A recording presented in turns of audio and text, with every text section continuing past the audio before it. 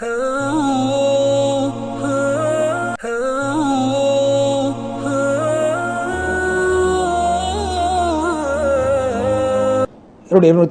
மனாபில் இஸ்லாம் தொடரிலே இறுதியாக புனித மஸ்ஜித் அக்ஸாவுடைய ஹுத்பாவை ஹத்தீப் யூசுப் அபு சுனைனா ஹஃபிதுல்லாஹ் நிகழ்த்தினார். ஹுத்பாவின் தலைப்பு அல்லாஹ்வுக்கு கட்டுப்பட்டு நடப்பதும் அல்லாஹ் நம்புவதும் தான் எங்களுடைய முன்னோர்களுடைய இலக்காக, குறிக்கோளாக, கவலையாக இருந்தது. அல்லாஹ்வை புகழ்ந்து நபி ஸல்லல்லாஹு அலைஹி வஸல்லம் சொல்லி தக்வாவை வலியுறுத்திய பின்பு, அல்லாஹ்வுடைய அடியார்களே, நீங்கள் அல்லாஹு தஆலா அவனுக்கு எல்லா புகழும் உரியதாகும். அல்லாஹ் உங்களுக்கு அவனை ஏற்றுக்கொண்டு நடக்கக்கூடியவர்கள் அவங்களை ஆக்கியிருக்கிறான். புனிதமான பூமியிலே நபிமார்கள், ரசூல்மார்கள், அவுலியாக்கள், சாலிஹீன்கள் வாழ்ந்த பூமியில் அல்லாஹ் அவங்களை வாழ வைத்திருக்கிறான். அவர்கள் எல்லோரும் அல்லாஹ் ஒருவன் என்று சொன்னார்கள். அதில் உறுதியாக இருந்தால் அல்லாஹ்வுடைய கட்டளை நிறைவேற்றி வாழ்ந்து அந்த பூமியில் வாழக்கூடிய சந்தர்ப்பத்தை அல்லாஹ் உங்களுக்கு தந்திருக்கின்ற நாங்கள் பொறுமையோடும் அல்லாஹ்வுக்கு நன்றி செலுத்தக்கூடியவர்கள், அல்லாஹ்வுடைய முடிவை கொண்டவர்களாக இந்த பூமியில் வாழ்ந்து கொண்டிருக்கிறோம். அல்லாஹ்வுடைய அடியார்களே, உங்களுடைய எண்ணங்களை புதுப்பித்துக் கொள்ளுங்கள். எல்லா விடயங்களிலும் அல்லாஹ்வை நீங்கள் தெரிவு செய்து கொள்ளுங்கள். அதே போன்று பிரிவினைகளை நீங்கள் விட்டு ஒதுங்கி நடவுங்கள். ஒற்றுமையாக வாழ பழகிக் கொள்ளுங்கள்.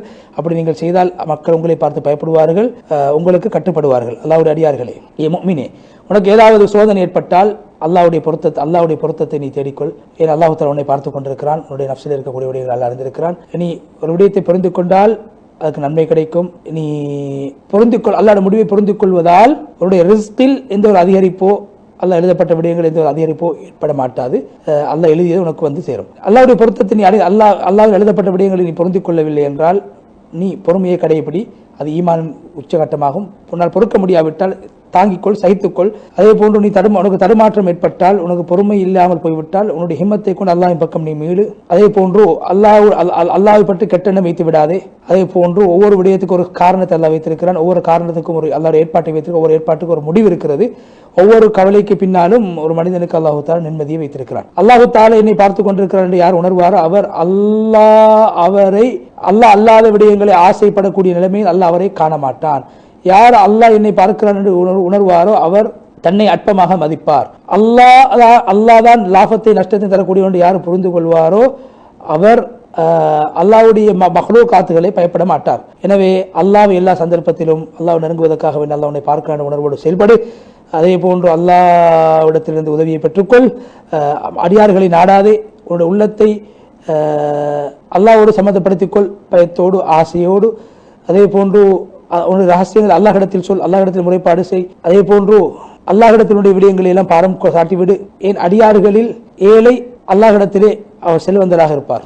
அல்லாஹ்விடத்தில் அடியார்களிடத்தில் ஏழையாக இருக்கக்கூடியவர் அவர் ஏழையாகவே அடியார்களுடைய பார்வையிலும் இருப்பார். மனிதர்களில் அறிவாளி என்று சொல்லப்படக்கூடிய அல்லாஹ்வுடைய பார்வையில் சில போதும் மடையனாக இருப்பார், சில பேர்களை தவிர. எனவே யார் அல்லாஹ்வின் பக்கம் விரைந்து செல்கிறாரோ அவர்களுக்கு சுஃபசோபனம் உண்டாகட்டும். அவர்கள் யார் போதும் என்ற மனதோடு வாழ்வார்களோ அவர்களுக்கும் சுஃபசோபனம் உண்டாகட்டும். யார் அல்லாஹ்வுக்கு எல்லா சந்தர்ப்பத்திலும் கட்டுப்படுவார்களோ அவர்களுக்கும் சுஃபசோபனம் உண்டாகட்டும். அல்லாஹ் குர்ஆனில் சொல்கிறான், உங்களுக்கு அல்லாஹ்வுடைய சாந்தி சமாதானம் உண்டாகட்டும். நீங்கள் பொறுமை செய்த காரணத்தினால் ஒதுங்கும் இடங்களில் சிறந்த இடம் சொர்க்கமாகும். சூரா அர்-ராத் 24வது வசனம். அல்லாஹ்வுடைய அடியார்களே, நஃபீஸா பின்த் ஹசன் ரலியல்லாஹு அன்ஹா ஒரு அல்லாஹ்வுடைய நெருக்கத்தை பெற்ற ஒரு பெண்மணி மரணம் ஏற்படுகின்ற போது நோன்பாளியாக இருந்தார்கள். அப்போது அங்கிருந்தவர்கள் அந்த பெண்ணை நோன்பை விடுமாறு வேண்டிக் கொண்ட போது அந்த பெண் அந்த அல்லாஹ்வுடைய இறைநேச பெண் என்ன சொன்னார்கள்? ஆச்சரியமாக இருக்கிறது, 30 வருடங்களாக நான் அல்லாஹ்விடத்திலே நோன்பாளியாக மரணிக்க வேண்டும் என்று துஆ செய்து கொண்டிருக்கிறேன். இந்த மரணம் ஏற்பட்ட நேரத்திலே நான் நோன்பை விடுவேனா? ஆச்சரியமான விடயம் அல்லவா என்று அப்படியே அவர்கள் சூரா அன்ஆமுடைய லஹும் தாருஸ் ஸலாம் இந்த ரப்பிஹிம் வ வலி மகானி அமல், அவர்களுக்கு தாருஸ் ஸலாம் என்ற பாதுகாப்புடைய சொர்க்கம் இருக்கிறது.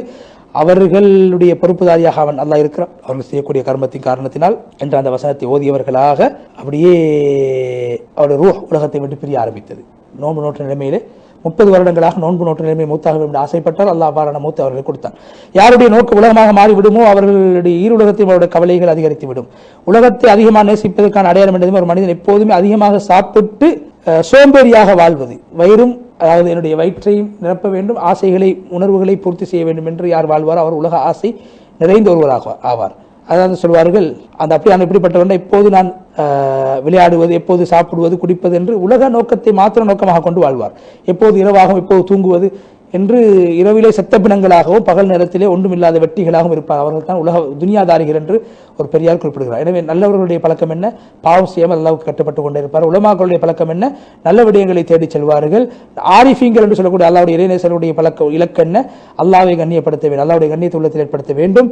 அல்லாஹ்வின் பக்கம் விரையக்கூடியவர்களுடைய வழக்கம் என்ன? அவர்கள் மௌத்தை எதிர்பார்த்தவர்களாக இருப்பார். நெருக்கத்தை பெற்றவர்களுடைய இலக்கு என்ன?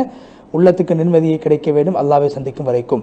மூசா அலைஹிஸ்ஸலாத்து வஸ்ஸலாம் அவர்கள் பயம் ஏற்பட்ட நேரத்திலே அவர்கள் அல்லாஹ்வின் பக்கமே சென்றார்கள். எப்படி? யா மூசா இன்னனி அல்லாஹ் ரப்புல் ஆலமீன், மூசாவே நான் அல்லாஹ்வாக இருக்கிறேன் என்று அல்லாஹு தஆலா மூசா அலைஹிஸ்ஸலாத்து வஸ்ஸலாம் அவர்கள் அழைத்த போது மூசா அலைஹிஸ்ஸலாத்து வஸ்ஸலாம் அவர்களுக்கு ஒரு அச்சம் ஏற்பட்டது, பயம் ஏற்பட்டது. அல்லாஹ்வுடைய அடியார்களே, எப்போது உலகத்திலே வானத்திலும் பூமியிலும் கடல்களிலும் பூமிகளிலும் சோதனைகள் ஃபித்னாக்கள் ஏற்பட்டு விடுமோ அப்போது மனிதனே நீ உன்னுடைய உலகத்தினுடைய சிந்தனையை குறைத்து அல்லாஹ்வின் பக்கம் மீள ஆரம்பித்து விடு. அல்லாஹ் தஆலா குர்ஆனில் சொல்கிறான், அல்லாஹ் தக்வாதாரிகளோடும் முஹ்ஸினீன் என்று சொல்லக்கூடிய உபகாரம் செய்யக்கூடியவர்கள் இருக்கிறார். சூரா அன்-நஹல் 122 யார் அல்லாஹ்வை பயப்படுவார் அல்லாஹ் அவரோடு இருப்பான். யாரோடு அல்லாஹ் இருப்பானோ அதனோடு உலக வஸ்துக்கள் அனைத்தும் அவனுக்கு சாதகமாக மாறிவிடும். அல்லாஹ்வுடைய அடியார்களே, இவ்வாறான காலங்களில் அல்லாஹ்வுடைய நெருக்கத்தை உண்டு பண்ணக்கூடிய விடயங்களில் நீங்கள் ஈடுபட்டுக் கொள்ளுங்கள். அல்லாஹ் குர்ஆனில் சொல்ல, யார் ஈமான் கொண்டு சாலிஹான அமல் செய்வார்கள் உயர்ந்த சொர்க்கத்தில் இருப்பார்கள், அவர்களுக்கு நாடக்கூடியது அவர்களுக்கு கிடைக்கும், அதான் அவர்களுக்கு கிடைக்கப்பட்ட மிகப்பெரிய சிறப்பாகும். சூரா ஷூரா 22 இமாம் பைஹக் ரஹ்மத்துல்லாஹி அலைஹி அவர்கள் அப்துல்லாஹ் இப்னு மஸ்ஊத்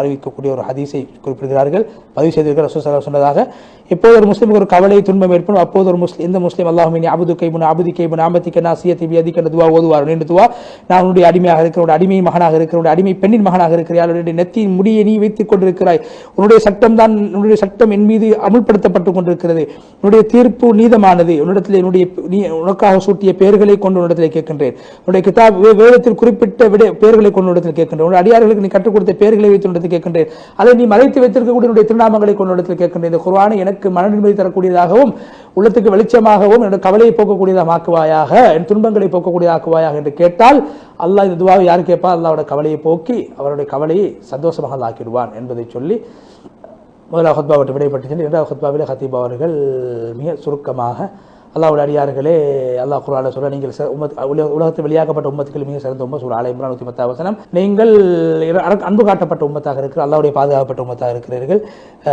நாங்கள் மிகவும் கஷ்டமான சந்தர்ப்பங்களை சந்தித்துக் கொண்டு வாழ்ந்து கொண்டிருக்கிறோம், நாங்கள் பொறுமையாக இருப்போம், சகிப்பு தன்மையோடு இருப்போம். அல்லாஹ் குர்ஆன் சூரா அன்-நாமில் குறிப்பிடுகின்றான், எங்களுடைய ரசூல்மார்களை நாங்கள் உலகத்துக்கு பல சமூகத்தின் பக்கம் அனுப்பினோம், அந்த நேரத்தில் அவர்களை நாங்கள் நல்ல விடயங்களை கொண்டும் மோசமான விடயங்களை கொண்டும் தீய விடயங்களை கொண்டு அவர்களை நாங்கள் சோதித்தோம், அவர்கள் அல்லாஹ்வின் பக்கம் மீள வேண்டும் என்பதற்காக. எனவே யாரு கஷ்டமான விடயங்களின் போது அல்லாஹ்வுடைய முடிவை ஏற்றுக்கொள்வார்களோ, யாரு சபுர் என்ற அந்த சுவையை அப்படி முடிவை ஏற்றுக்கொள்ள அவர்கள் சபுர் என்ற சுவையை சுவைத்து விட்டார்கள். அல்லாஹ் குர்ஆனில் சொல்கிறான், பொறுமையை கொண்டு தொழிலை கொண்டு உதவி தேடுங்கள், அல்லாஹ் பொறுமையாளர் இருக்கிறார். சூரா பக்கரா 153. அல்லாஹ்வுடைய அடியார்களே, இந்த காலத்தில் வரக்கூடிய அநேகமானவர்கள் மோசடிக்காரர்களாக இருக்கிறார்கள். நல்லவர்கள் இந்த காலத்தில் இல்லை. இன்று மனிதர்களே கிடையாது. இன்று உண்மையானவர்கள் எப்படி மாறிவிட்டார்கள் என்றால், அந்த கோடாலியுடைய அந்த வட்டத்தை போன்று நெருக்கமானவர்களாக மாறிவிட்டார்கள். இன்று இடங்களில் பிரகாசம் இல்லை, ஒளி இல்லை, நிம்மதி இல்லை, சந்தோஷம் இல்லை. உலகம் இவ்வாறு தான் இருக்கிறது. ஒரு நிலைமையிலிருந்து மனிதன் நிலைமைக்கு மாற வேண்டும், அவ்வாறு தான் உலகம் அமைந்திருக்கிறது. மனிதனுடைய நெருக்கடியை நோக்கி போய் கொண்டிருக்கிறார். எனவே அல்லாஹ்விடத்திலே இந்த இவ்வாறான விடயங்களை விட்டு நாங்கள் எவ்வாறு வெளியே வருவது என்று கேட்டால், எல்லா இடத்திலும் சோதனைகள் நிறைந்திருக்கின்ற போது இவ்வாறு வெளியே வருவது என்று கேட்டால் பதில் என்ன? அல்லாஹ்வின் பக்கம் மீள்வது, உண்மையாக அல்லாஹ்வை ஈமான் கொள்வது. இவ்வாறான விடயங்கள் ஒரு மனிதனுக்கு அல்லாஹ்வுடைய நெருக்கத்தை உண்டு பண்ணி கொடுக்கும், நிம்மதியை சந்தோஷத்தை ஏற்படுத்தி கொடுக்கும். அநியாயங்களை பாவங்களோடு தூரமாக இருக்க வேண்டும்.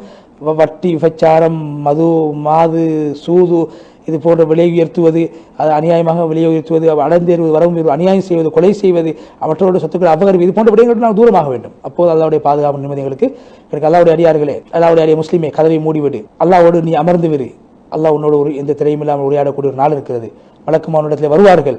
நபி யூனுஸ் அலைஹிஸ்ஸலாத்து வஸ்ஸலாம் அவர்கள் அழுதார். எந்த அளவுக்கு அல்லாஹ் நினைத்து அழுதார்கள் என்றால் கண் கூடாகும் வரைக்கும், எந்த அளவுக்கு தொழுதார்கள் என்றால் கூனி போகும் வரைக்கும், அவர்கள் எழுந்து நிற்க முடியாத அளவுக்கு அவர்கள் தொழுவார்களாம். அந்த நேரத்தில் கூட யூனுஸ் சொன்னார்கள், யா அல்லாஹ் உன்னுடைய கண்ணியத்தின் மீது சத்தியமாக எனக்கும் உனக்கும் இடையில் நெருப்பால் செய்யப்பட்ட கடல் இருந்து அந்த கடலை தாண்டித்தான் உன்னை நான் அடைய வேண்டுமாக இருந்தால் அந்த நெருப்பு கடலிலும் கொதிப்பதற்கு நான் தயாராக இருக்கிறேன் என்று யூனுஸ் அலைஹிஸ்ஸலாத்து வஸ்ஸலாம் அவர்கள் சொன்னார்களாம். எனவே முஃமினே, உண்மையான உள்ளத்தோடும் கண்ணீர் வடிக்கக்கூடிய கண்ணீரோடும் அல்லாஹ் பக்கம் விழுங்கள். முஆவியா இப்னு அபீ சுஃபியான் சொன்னார்கள், சொன்னதாக இந்த உலகத்திலே சோதனைகள் ஃபித்னாக்களை தவிர வேறு ஒன்றுமே கிடையாது. அவ்வாறான ஒரு காலத்தை நாங்கள் அடைந்திருக்கிறோம். அல்லாஹ் வாராட விடயங்களை பாதுகாப்பானாண்டு நீண்ட ஒரு துவாவை செய்து ஹத்தீப் யூசுப் அஃபுஸ்ஸூரி ரஹ்மத்துல்லாஹி முழுமையாக மஸ்ஜித் அக்ஸாவுடைய ஹுத்பா விட்டு விடைபெற்று அந்த அடிப்படையில் இன்றைய முதலாவது ஹுத்பாக்கள் இரண்டும், முதலாவது ஹுத்பாவிலே ஹத்தீப் அவர்கள் புனிதமான மாதங்கள் சம்பந்தமாகவும், இரண்டாவது ஹுத்பாவிலே ஹத்தீப் புனிதமான மாதங்களுடைய சிறப்புகளை சொல்லி புனிதமான மாதத்தை அடைந்திருக்கும், புனிதமான இடத்துக்கு ஹாஜிகள் வந்திருக்கிறார்கள், நல்ல விடயங்கள் உங்களுடைய காலங்களை செலவழிக்க வேண்டும் என்று வலியுறுத்தினார். அந்த அடிப்படையிலே நல்ல விடயங்களை இந்த புனிதமான மாதங்களை கழிப்போம். அதே போன்று இறுதியாக